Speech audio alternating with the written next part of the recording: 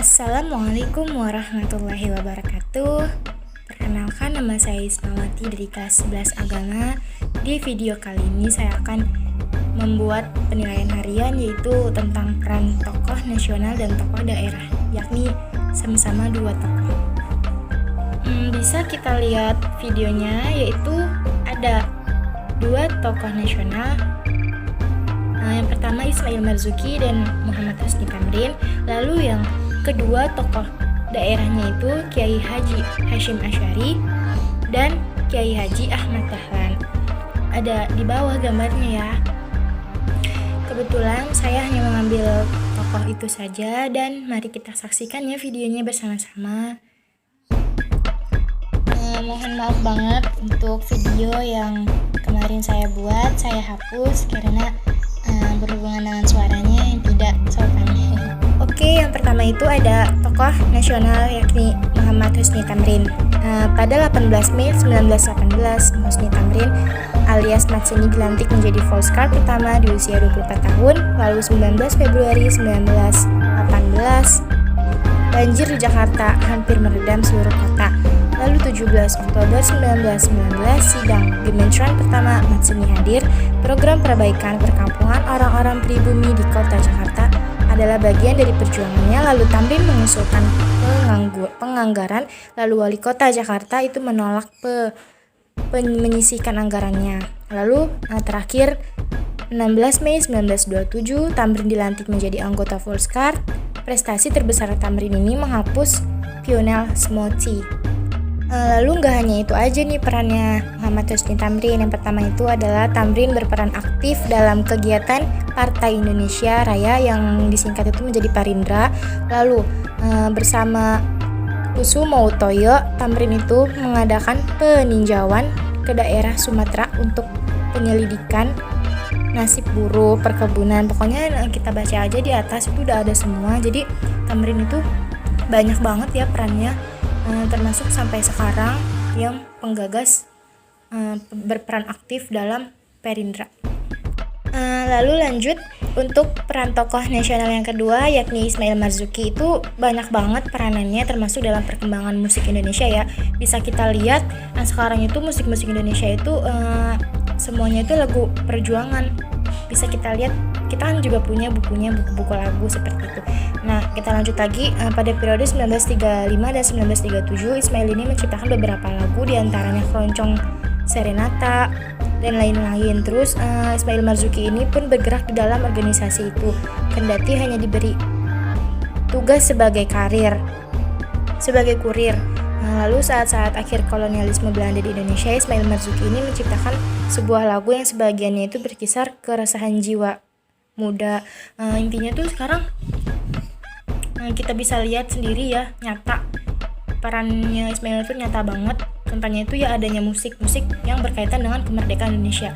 Di sini ada daftar lagu-lagu nasional karya besar Ismail Marzuki. Ini bisa kita lihat. Yang pertama itu ada Aryani, Gugur Bunga, Melati di Tapal Batas, Wanita, Rawian Pulau Kelapa, lalu Sepasang Mata Bola, Bandung Selatan di Waktu Malam, Osarina, Keroncong Serenata, dan lain-lain. Pokoknya banyak banget nih. Kasimbaba, Hari Lebaran, Halo Bandung, Bandaniera, Langgang Bandung, Sampul Barat, Karangan Bunga dari Selatan, Selamat Datang Pahlawan Muda, Juwita Malam, Sabda Alam, Rindu Lukisan, Indonesia Pusaka. Semuanya bisa kita lihat dalam satu gitu. Oke, untuk yang peran tokoh daerah itu yang pertama ada Kiai Haji Hasyim Asy'ari. Tahukah Anda sebelumnya itu beliau itu adalah ulama di Surabaya yang menggunakan kata-kata resolusi jihad. Di sini ada mempertahankan dan menegakkan negara Republik Indonesia. Lalu Belanda dan Jepang telah banyak sekali menjalankan kejahatan dan kekejaman dan ingin kembali menjajah dan melanggar kedaulatan negara. Terus umat Islam wajib menurut hukum agamanya untuk mempertahankan kemerdekaan negaranya dan agamanya. Lalu pemerintah Indonesia supaya menentukan sikap dan tindakannya nyata kesepadan terhadap usaha-usaha yang akan membahayakan kemerdekaan dan agamanya. Terus supaya pemerintahan melanjutkan perjuangannya bersifat sabilillah untuk tegaknya negara Republik Indonesia Merdeka dan Agama. Jadi di sini ada perannya lagi pada 22 Oktober 1945 mengumandangkan resolusi jihad pada pertemuan wakil-wakil cabang NU Jawa dan Madura di Surabaya. Resolusi jihad tersebut menegaskan bahwa hukum membela tanah air adalah wajib bagi setiap umat muslim di Indonesia. Tak hanya itu dalam resolusi jihad juga ditegaskan bahwa muslimin yang berada dalam radius 94 km dari pusat pertempuran wajib ikut berperang melawan Belanda. Jadi bisa kita pahamin sendiri ya bahwa menerapkan resolusi jihad yaitu Oke, kita sampai di titik terakhir yaitu peran tokoh daerah yakni Kiai Haji Ahmad Dahlan. Di situ ada pesan-pesannya, pesan-pesan beliau untuk kemerdekaan Indonesia. Lalu perannya itu yang pertama memberikan ajaran Islam yang murni kepada bangsanya, mempelopori amal usaha sosial dan pendidikan yang amat diperlukan bagi kebangunan dan kewajiban bangsa, lalu kepeloporan dalam kebangunan umat Islam Indonesia untuk menyadari nasibnya sebagai bangsa terjajah, lalu mengetahui organisasi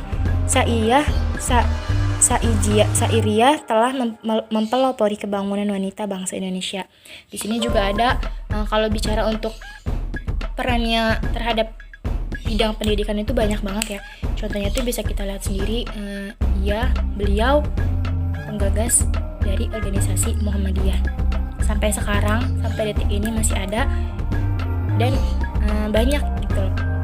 Terus sekolah pertama yang didirikan oleh Kiai Haji Ahmad Dahlan itu adalah Madrasah Ibtidaiyah Diniyah Islamiyah pada tanggal 11 Desember 1911 di Kauman, Yogyakarta. Jadi kalau ada yang nanya kenapa sih Kiai Haji Ahmad Dahlan ini membuat Muhammadiyah, balik lagi ke video tadi.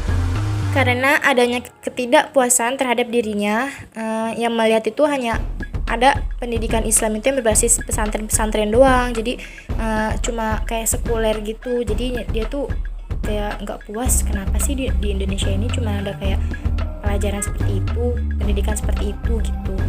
Mohon maaf untuk Pak Bahrut dan teman-teman yang melihat video ini. Jika banyak kekurangannya untuk dimaafkan, dan bagi yang tidak paham ataupun butuh materi ini silahkan dicatat. Lebih baik dicatat sih ya, bisa menambah pengetahuan lagi tentang peran-peran tokoh tersebut yang saya jelaskan tadi. Sekian, terima kasih. Kurang lebihnya mohon maaf. Wassalamualaikum warahmatullahi wabarakatuh. Sampai bertemu lagi di video selanjutnya.